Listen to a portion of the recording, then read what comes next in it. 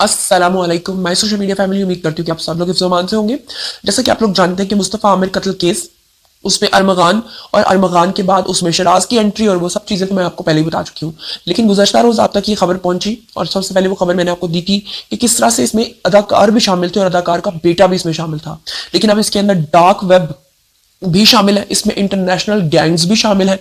कैसे ये पूरा गैंग मिलकर काम करता था, कैसे साजिद हसन जो पाकिस्तान के मारूफ अदाकार हैं, उनका बेटा पाकिस्तान के बड़े बड़े डीलर्स में, जो मंशियात फरोख्त करने वाले डीलर्स हैं, उनमें शामिल था।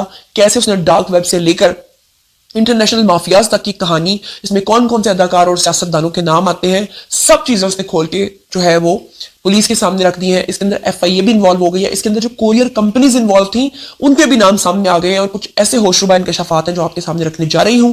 दिल थाम के बैठिए, वन बाय वन डिटेल आपके साथ शेयर करती हूँ। तो चलिए शुरू करते हैं आज का वीडियो। तो चलिए जनाब, मैं वन बाय वन आपको सारी डिटेल जो है वो बताती हूँ। और अभी मैं आपको ये बता दूं कि आपको पता ही है कि ये जो मुस्तफ़ा का कत्ल केस है, इसमें जो अरमगान था, इसमें जो शराज की एंट्री हुई, उसके बाद पाकिस्तान के मशहूर और मारूफ जो अदाकार हैं साजिद हसन, उनका जो बेटा है वो भी इसके अंदर इन्वॉल्व निकला। और अब मैं आपको बताऊंगी कि अदाकार साजिद हसन का जो बेटा है, उसने मुलजिम अरमगान, जिसने दरअसल मुस्तफ़ा को जलाया था, उस अरमगान के साथ वो नशे का कारोबार करता था, मंशियात का कारोबार करता था। अरमगान को महीने में वो कितने 100 ग्राम मंशियात फरोख्त किया करता था। जो तहकीकात हुई है उसमें होशरुबा इंकशाफात सामने आए हैं। इससे पहले कि मैं आपको सारी डिटेल्स बताऊं, एक चीज की तरफ आपकी तवज्जो जो है वो मबजूल करना चाहती हूं कि सोशल मीडिया पर खासतौर पे जो साजिद हसन साहब हैं, जिन्होंने पूरी जिंदगी बड़ी अच्छी अदाकारी की है, बड़े सीरियस से वो नजर आते हैं, लोगों ने उनको बहुत ज्यादा ट्रोल किया है क्योंकि उनकी एक तस्वीर अपने बेटे के साथ बहुत ज्यादा वायरल हो रही है, जिसमें वो बड़े फखरिया अंदाज में अपने बेटे का कंधा थामे हुए खड़े हैं और उनका जो बेटा है वो आगे इस तरह से बत्तीसी निकाल के हंस रहा है जैसे कि वो बड़ा ही नेक काम करता रहा है। आप ये सोचिए कि एक ऐसा मुल्क जो इस्लामी जमहूरिया पाकिस्तान है, वहां पर नशे का कारोबार होता है, बाप अदाकार है, वो इंडस्ट्री में लोगों को नशा देता है, वो अदाकारों को नशे देता है, वो कितने सारे लोगों के साथ इन्वॉल्व है, वो करोड़ों रुपए की मंशियात फरोख्त करता है। और ऐसा बाप जो है, उसका सर शर्म से झुकने के बजाय वो अपने बेटे के साथ बत्तीसी के साथ दांत खोल के स्माइल ऐसे पास कर रहा है कि खुदा ना खास्ता उसने पता नहीं कितना अच्छा काम किया है। आपको बता दूं कि मुस्तफ़ा आमिर कत्ल केस की जो तहकीकात है, उसके दौरान मंशियात केस से जुड़े गिरफ्तार साहिर हसन, जो कि इनका बेटा है, उसकी इंटेरोगेशन की रिपोर्ट सामने आई है। इस वक्त इंटेरोगेशन रिपोर्ट मेरे हाथ में है। इस रिपोर्ट के मुताबिक मुलजिम जो है वो पिछले 13 साल से मंशियात इस्तेमाल कर रहा था। 2 साल पहले उसने इसकी फरोख्त करना शुरू कर दी, तिजारत करना शुरू कर दी। इंटेरोगेशन रिपोर्ट के मुताबिक मुलजिम साहिर हसन मंशियात की बड़ी मिकदार में फरोख्त पर जो रकम है वो वालिद के मैनेजर के अकाउंट में मंगवाया करता था, यानी इसके अंदर बाप भी शामिल था। मुस्तफ़ा कत्ल केस में नामजद मुलजिम अरमगान जो है वो 1400 ग्राम मंशियात हर हफ्ते या 2 हफ्ते में मुलजिम साहिर से खरीदा करता था। मुलजिम साहिर बाजिल और यहया नामी शख्स जो है उसे मंशियात खरीदा करते थे। दोनों अफराद, मजेदार बात यह कि कोरियर की एक कंपनी के जरिए जो मुलजिम साहिर है उसको मंशियात घर भेजते थे। मुलजिम और दोनों अफराद से मंशियात खरीदने के 4 या 5 लाख रुपए लिया करता था। रिपोर्ट के मुताबिक मुलजिम एक महीने में 2 बार 1200 ग्राम मंशियात मंगवाता था। मुलजिम 1 ग्राम मंशियात 10,000 रुपए में फरोख्त करता था।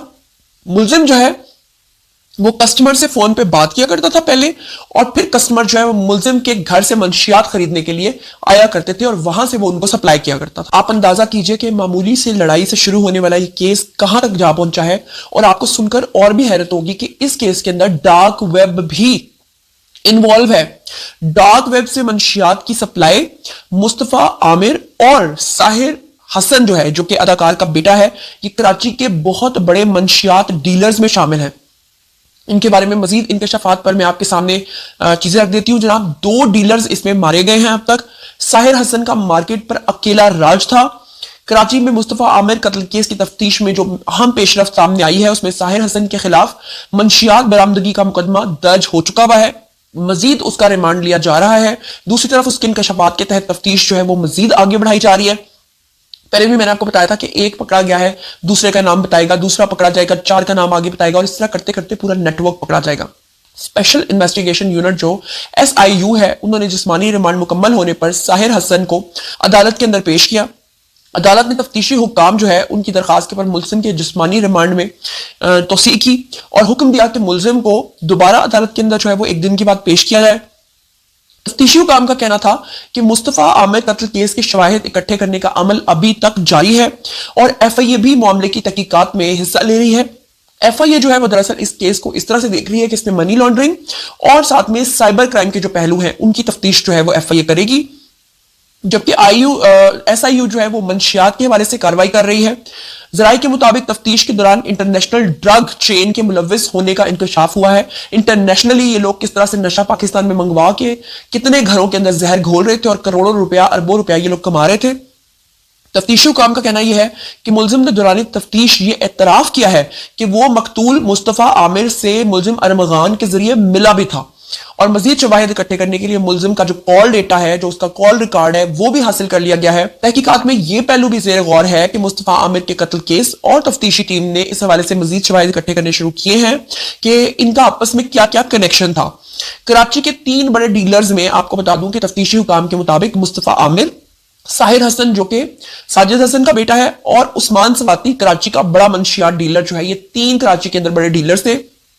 तहकीकात के मुताबिक इस्लामाबाद में मौजूद एक शख्स जो है वो डार्क वेब के जरिए मंशियात का ऑर्डर किया करता था, जबकि बैनुल अक़वामी कार्टेल की मंशियात जो है वो लाहौर और इस्लामाबाद में जो कंसाइनमेंट है उसके जरिए उतारी जाती थी। ये मंशियात कोरियर कंपनियों के जरिए कराची पहुंचाई जाती थी। हुक्काम के मुताबिक कराची में 3 इकसाम की ये जो मंशियात है ये फरोख्त हुआ करती थी।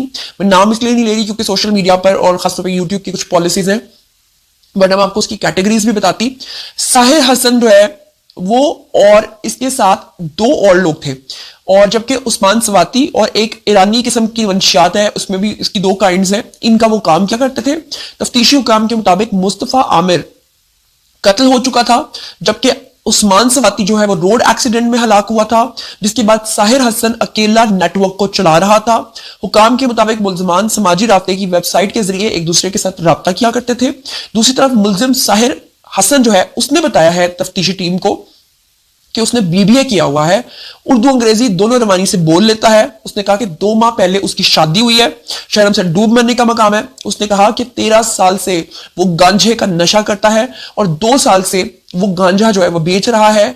उसने कहा कि बाजुल और यहया उसके साथ मिलकर कारोबार करते थे। उसने कहा कि मुझे TCS और LCS के जरिए घर पर जो है वो नशा मिलता था। अब TCS कितनी मशहूर कंपनी है, हम जैसे लोग जब जाते हैं, अब मुझे याद है कि मैं उम्रा करके आई, खजूरियों में पानी मैंने भिजवाना था आउट ऑफ सिटी, तो वो पानी नहीं उसमें डाल के भेज रहे थे कि जी आबे ज़मज़म है तो हमने नहीं भेजना, पानी नहीं भेज रहे और नशा भेज रहे हैं। सुभान अल्लाह।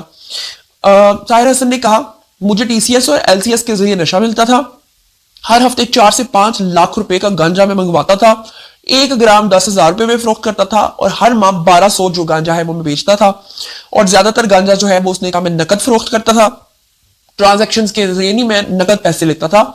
और उसने बताया कि मेरे 12 क्लाइंट्स ऐसे थे जिनमें से एक जो है वो अरमगान भी था।